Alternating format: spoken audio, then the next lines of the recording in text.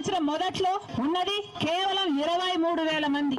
అంటే బీజేపీ అధికారంలోకి వచ్చిన వెంటనే 34,000 ఉద్యోగాలను కాస్త 23,000కు కుదించింది. అది సరిపోదన్నట్టు మొన్న 2,000 మంది ఉద్యోగాలను తీసేశారు. ఇంకో 3,000 మందిని తీసేస్తారట. పర్మనెంట్ ఉద్యోగస్తుల్లో కూడా బలవంతంగా బీఆర్ఎస్ ఇప్పించి ఇంకో 2,000 మందిని తీసేస్తారట.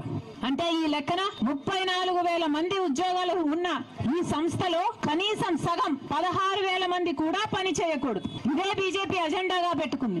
కార్మికులను తగ్గిస్తే ఆ తర్వాత సంస్థను నిర్వీర్యం చేయొచ్చు, కొట్లాడే వాళ్ళు కూడా ఉండరు అన్నదే బీజేపీ పార్టీ కుట్ర చేస్తుందని కాంగ్రెస్ పార్టీ ఆరోపిస్తుంది. పక్కన హిందుస్థాన్ జింక్ ఏమైందన్నా? హిందుస్థాన్ జింక్ ఏమైంది? అప్పుడు కూడా ఆ రోజు కూడా బీజేపీ పార్టీ అధికారంలో ఉంది. హిందుస్థాన్ జింక్ ఏమో కేంద్ర సంస్థ.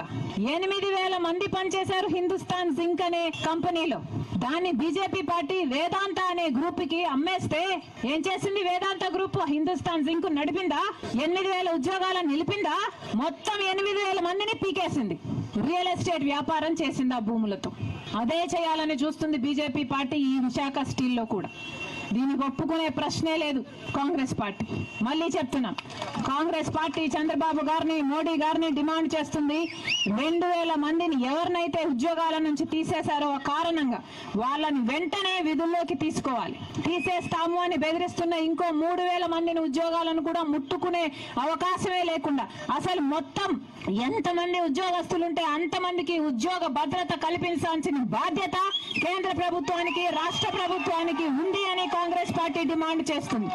అంతేకాదు ఈ సంస్థను ప్రైవేటీకరణ చేయబోము అని చంద్రబాబు గారు రేపో ఎల్లుండో ఢిల్లీకి వెళ్తారని కూడా చెప్తున్నారు. ఈ సంస్థ ప్రైవేటీకరణ చేయబోము అని కేంద్రంతో చెప్పించాలి అని కూడా కాంగ్రెస్ పార్టీ డిమాండ్ చేస్తుంది.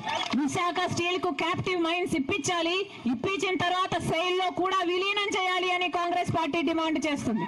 రాజశేఖర్ రెడ్డి బిడ్డ మళ్ళీ చెప్తుంది, ఇక్కడ నిరాహార